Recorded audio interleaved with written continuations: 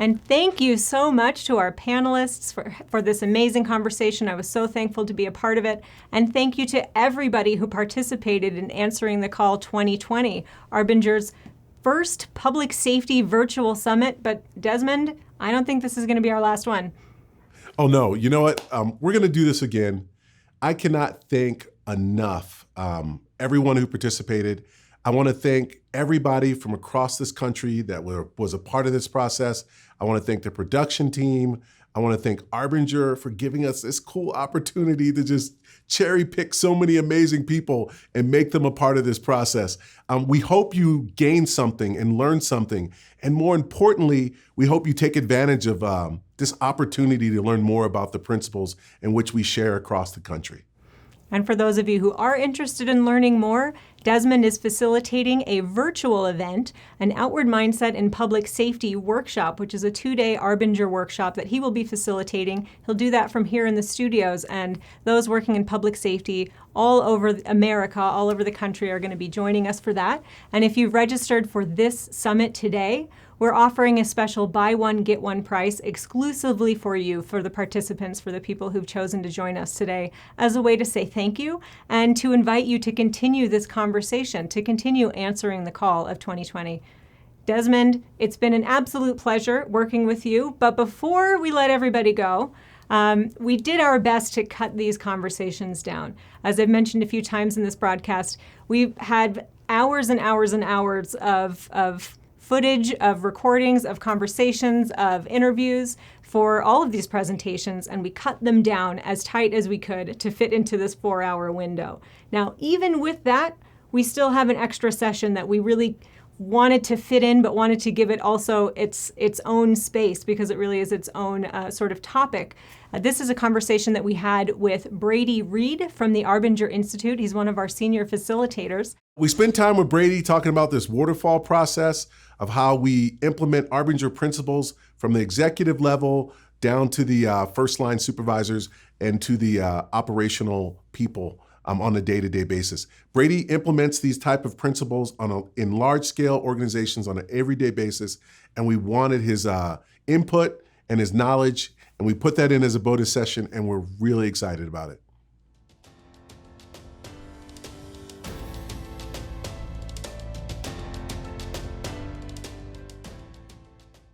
Talk to me a little bit about what you're currently doing now in helping large-scale organizations have an outward mindset. Yeah, thanks. So the challenge in organizations is, how do you scale? Most often, in fact, I can tell you that the overwhelming majority of the clients I work with now, where we're doing what we call a full implementation, these are leaders who are already good. It's interesting that good leaders are always trying to be great, and so in these large-scale implementations, what we're really doing is we're not fixing the leader as much as we're helping already good leaders scale and replicate what they want in terms of leader and people and behaviors. We're helping them replicate that, and that's something that I had to work through and learned in the Army when we're trying to grow and scale multi-thousand person organizations. And it takes just a very deliberate, methodical approach in order to do that. What are some of the challenges when we're looking at large-scale implementation of a mindset, right? We want to really improve our cultural change. We want to do it on a large scale. What are some of the challenges you've recognized? In short, the biggest challenge is in the execution. I mean, relatively, the planning, the strategy development, that's the easy part. The more difficult, where you really it takes somebody managing this and taking care of the fine details, is in one, from how do we communicate this? That's a huge part of it. It is preparing for the receptivity of the organization, because the military, the government, we are so used to mandatory training, things we just have to check the block. So mentally we go into it where we're just going to comply to get it over with. When you're doing transformational change, that's a tough thing to get over. It is this preconceived notion that it's just another training. And so we have to do several things that create the conditions if we're going to roll out some new training or some new experience where people feel inspired to attend versus required to attend. So how do we do that? That takes very conscious communication from leaders down through this process that we typically use. We call it the waterfall, but it's a deliberate process of moving from, say, a tier 1 level leadership to tier 2 to tier 3. And so a major piece of helping that go right is in coaching the leaders about how they communicate this training, this experience, whatever it is, again, from themselves down to a subordinate, so on and so forth. But getting leaders prepared to have those right kinds of conversations is one of the major hurdles. And I think while that sounds simple, I would think that is probably the major piece of inertia, referring back to Jim Collins and his seminal work, Good to Great. You have to push the flywheel. You have to get that thing turning. And the major thing that gets that flywheel turning is the conversations that, again, lead people to feel inspired to go and check this out, to be part of this, of what's coming down and what's happening, versus required. And it goes to this condition of whether people feel inspired or required. If a lot of us go into it, and I'm no different. I've been in that class where I go, man, who really needs to be in here? And the point is, though, if our leadership, those above us, haven't gone and merely have prescribed it, you people down there, y'all are the one that needs to be fixed, so we start at lower levels. When we're inviting resistance to the training, to the experience, we're inviting resistance to the change before we ever get it off the ground. A lot of people come to training and think, oh, somebody else needs this. Well, again, that's a signal that we're inviting resistance from the very beginning, unless we begin at the top and have the right kinds of conversations as we waterfall it down. And in looking at this upper step here of executive leadership, what are some of the things that you recommend when you engage the organizations you work with?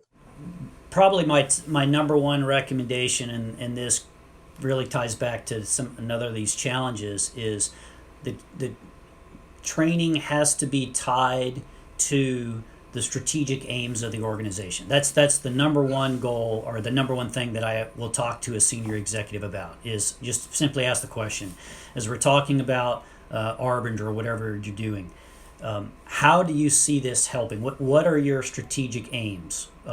Again, whether they're in broad strokes or they're more tactical.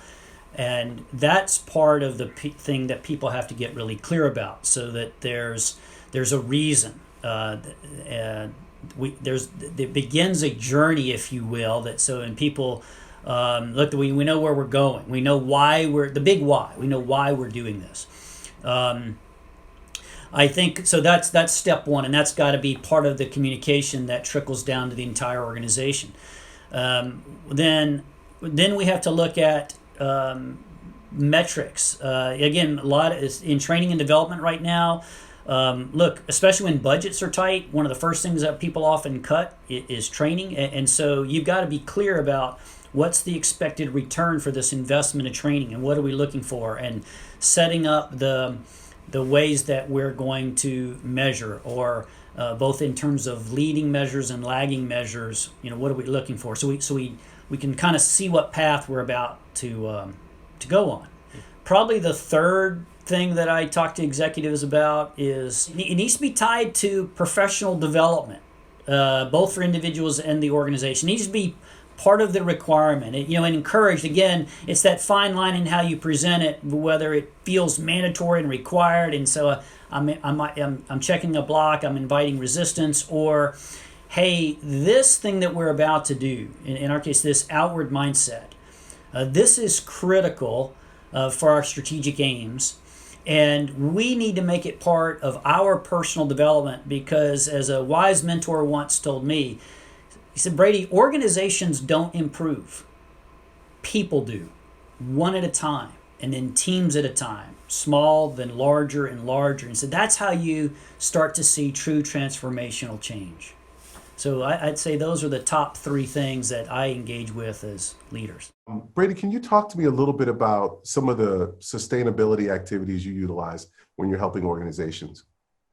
I think that's one of the real advantages with Arbinger is you take a philosophy and then you operationalize it. And that's the key word is, how are they operationalizing this? How are they putting this stuff into practice on a regular basis? It's not merely taking a training approach. It's really about taking an organizational development approach, and it's finding where we're going to take some of these Arbinger tools and where we're going to use them and apply them. And there's an expectation that this is going to be how we do business. An important piece to this is how do we create reinforcing loops so that, again, we keep pushing that flywheel that I refer to. And one of the most powerful ones is a tool called the job map. And then these three questions that we ask our tool called SAM. And imagine, for example, so for your viewers, imagine this job map looks like you at the center of a diagram, and it kind of looks like a compass. And then above you are your managers, your superiors on one side, perhaps to your right, or your customers to your left, or your peers, and below your direct reports. And then, so take that model and imagine that if we made this part of an onboarding process. So we get somebody new, and we help them identify who these people are all around them. And then we send them forth and we ask them to ask these questions. Meet with these people that we've helped you identify. And to the first question is, help me understand your work. What are your objectives? What are you trying to get done? Seeing others. And then the next question is, well, what could I do that would be most helpful? How could I adjust efforts that you could that I could be helpful towards that? And as they're doing that, they're really writing their job description. And then thirdly, they would ask, well, how would you like me to check in with you to make sure that what I'm doing is having the right impact on you? Well, if you think about that, when a person uses that tool as a new employee, one, they come back with great clarity and alignment and a sense of value. They know how they're impacting and their importance in the organization. That's key. That's a key way of sustaining and operationalizing this outward mindset. But the other thing it does, as a reinforcing loop, it's reminding all the people that they talk to, it's reminding them of also what it means to work in an outward way. That is when I'm talking to clients, senior leaders, it's my number one recommendation is to take that tool and bring it into your onboarding program so that you're getting people started off with an outward mindset from the very beginning. And again, it serves as this very powerful reinforcing loop.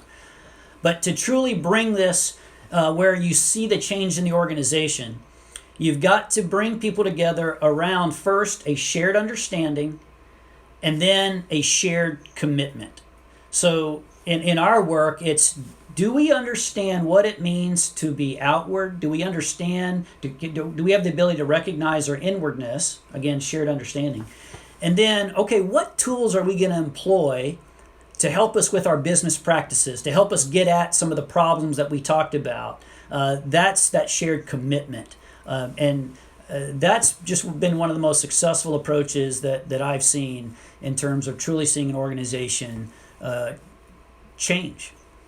Can you explain to all of us a little bit about what a standard waterfall strategy would look like for an organization? Yeah, first of all, it's important to understand, I think, how Arbinger approaches the transformation of an organization. Oftentimes people will, as we've mentioned before, a lot of leaders will see our work and go, oh, this is great, I love this. Hey, I want you to train so-and-so. And usually what it amounts to is those people down below me. And that approach just invites resistance from the very beginning.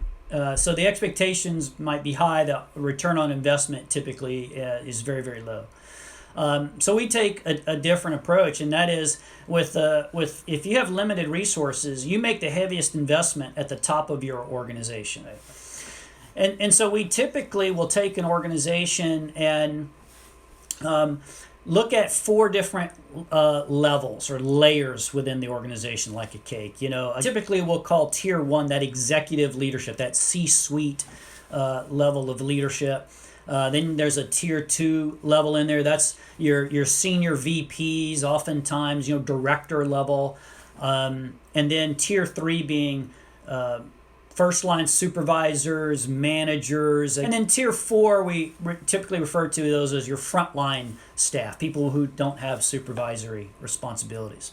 So that's how we layer it out, and then to a kind of a template for that we have found successful, and this waterfall strategy is born out of both research, and then refined and validated from our client work and client lessons.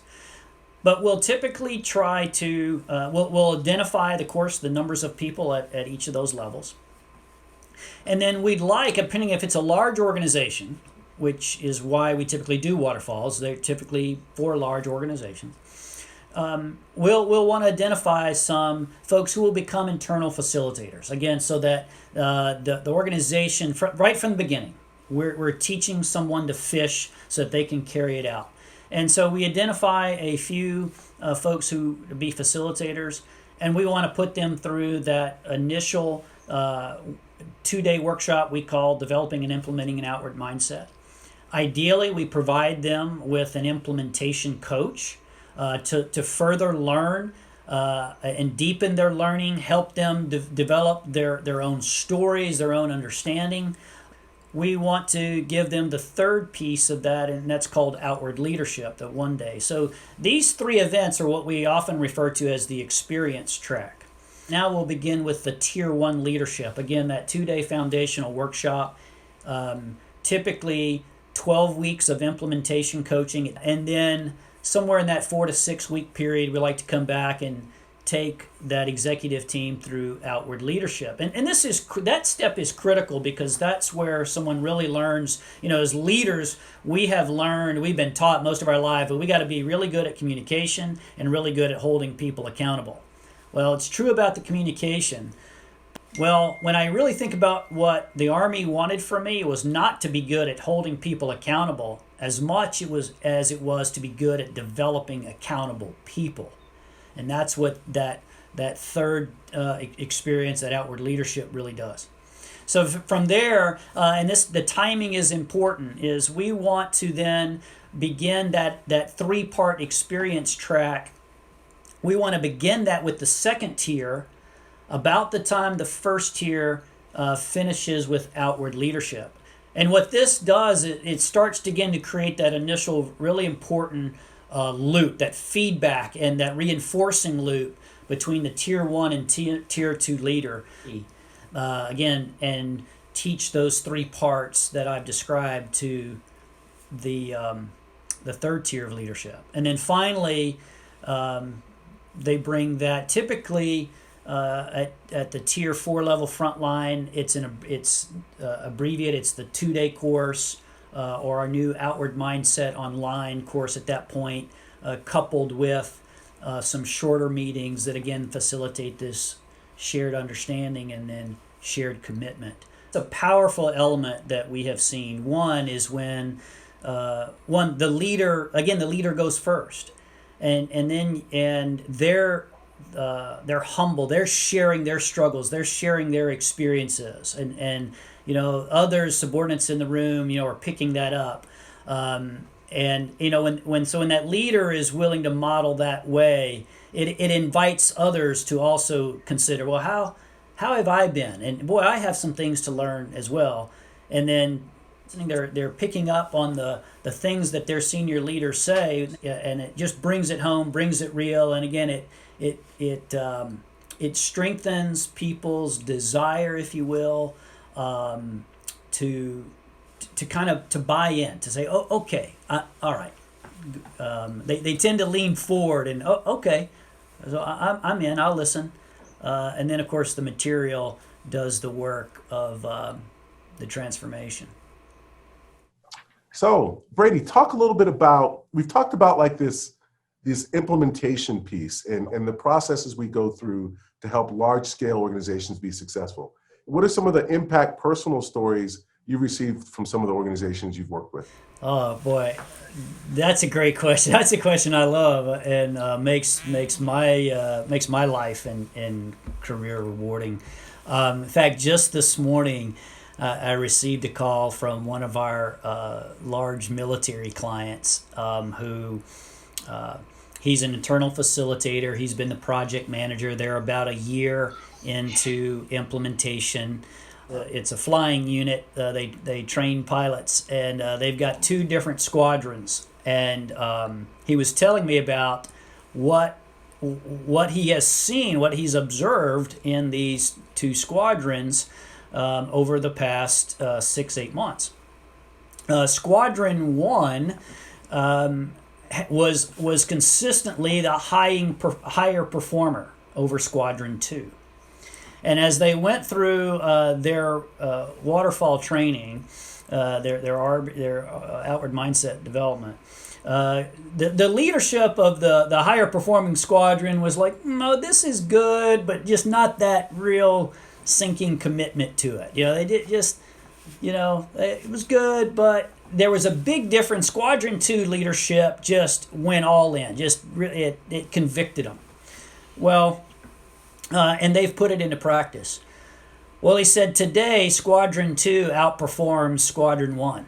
And he said also what was palpable is that during the COVID and all the consternation and change, he said it was a night and day difference between how Squadron 2 handled it. There was just less friction, less drama. That they were just moving through things relatively smoothly as compared to the first squadron, which had a lot more friction, drama, consternation. I'll give you one more that really launched Outward Mindset into a 32,000 person organization. Was this?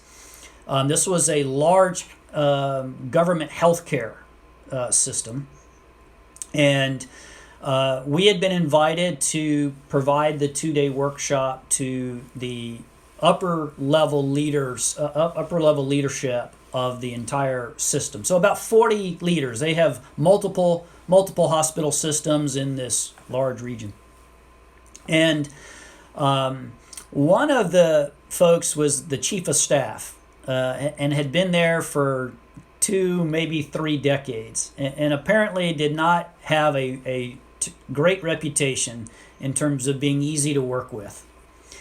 And so I was having a few months later or so, I was having dinner with the CEO, and he said, look, we've all voted and we want this across our entire organization, but let me tell you what really did it for me.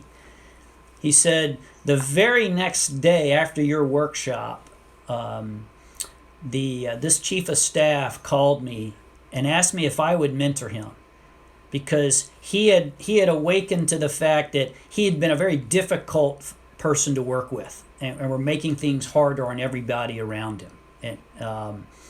And he said that, he goes, I've known this man for more than a decade, and it's unbelievable that he would give that kind of admission. He said, I know this is powerful stuff. And so we have since rolled out with this big organization. We're about 6-7 months into it now. And that chief of staff is one of the most vocal advocates. In fact, I have heard from multiple people how he has really changed, and how being with him has become a pleasure. In fact, this chief of staff has also gotten a new boss, and the boss was telling me that what a pleasure he was to work with, despite she had heard rumors of how he had been in the past, and she goes, I have such a great partner in him. So truly, this work does change people.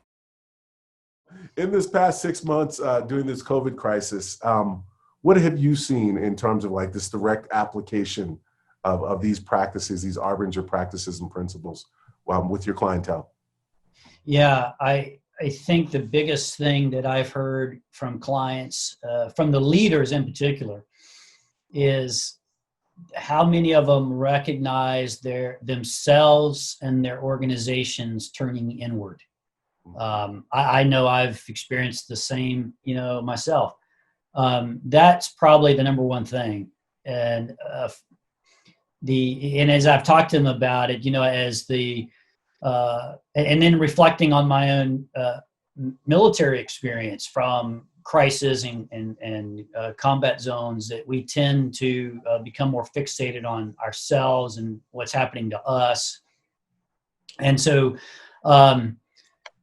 the awareness that, wow, the answer to this, that what, as long as I remain inward, things just get worse. And as we all, as everyone in the organization turns inward because they're dealing with this crisis and how it's impacting them and their families or their jobs, things don't get better. They actually get worse. So I think what it's shown is the outward mindset is more critical in a crisis, certainly not less. And Brady, looking at your 30 years of federal experience, governmental experience, your leadership experience, what are some of the general takeaways that, like, in implementing Arbinger, these are the things I would recommend to organizations at the scales that we've talked about? I think number one, when you're going to engage, they make it clear that the organization is going to embark on a journey that we decided to take for the reasons that I talked about before. In my top 3 recommendations to leaders is that we're going on this journey because it's going to help us achieve our mission, our vision. It's going to help, which is all generated by the results that we get. I think that's probably my number one takeaway, is that one of the things I failed, I guess perhaps where I saw failure before, and then as I reflect on times where I think I was more successful, is when I was articulating the journey that we're going on and why we're going on it, what it's going to do for us. And that it was, we decided to do it. It wasn't something mandated on high, it wasn't forced on us by anyone. This is a choice that we've made. Here's my experience.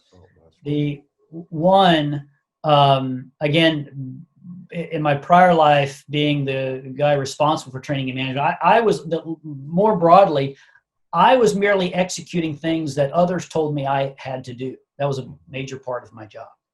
And my experience on this side of the fence has been many of our government folks in training and development, that the vast majority of their experience is managing the execution of mandated training. Very few, particularly at large scales, have experience in preparing and managing, that large scale kind of transformation. And then the other thing that came to me is it goes with keeping this alive, continuing the journey, make people want to stay on the trailhead, if you will. And we've talked the criticality of sustainment, is that once you start to see it, leaders need to reward it. One of the pieces of advice I give them is, look, when go do that management by walking around, but don't just walk and pat people on the head superficially. Go and say, hey, tell me about the training. Have you been through the outward mindset training? What has it enabled you to do? Share with me how it's impacted you at this level.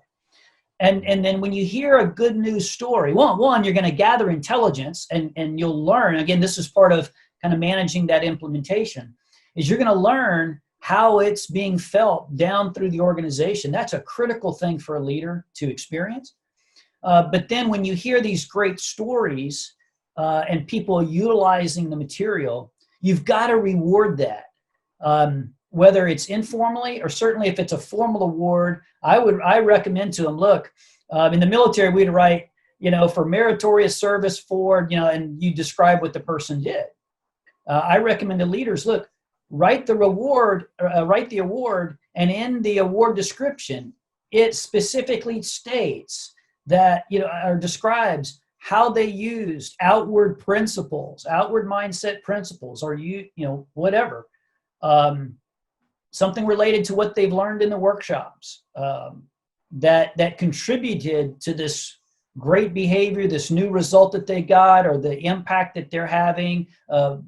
Be sure you're rewarding that so that you're, again, reinforcing people's desire to continue, learning and developing to stay on this journey. Thank you for helping to bring more light to this waterfall strategy to implementing Arbinger in a way in large scale organizations. So not only are we able to be effective in our support of these large scale organizations, but in how it's implemented, it creates true mindset change.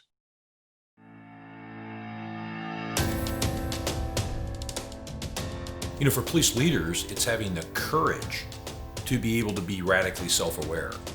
It's really in everyone's collective interest. I want to fix this problem. I would consider myself a racial justice warrior. People in communities are what do things, but the relationships are everything. It takes tremendous courage to step into this profession right now. So I look them right in the eye and I say, thank you.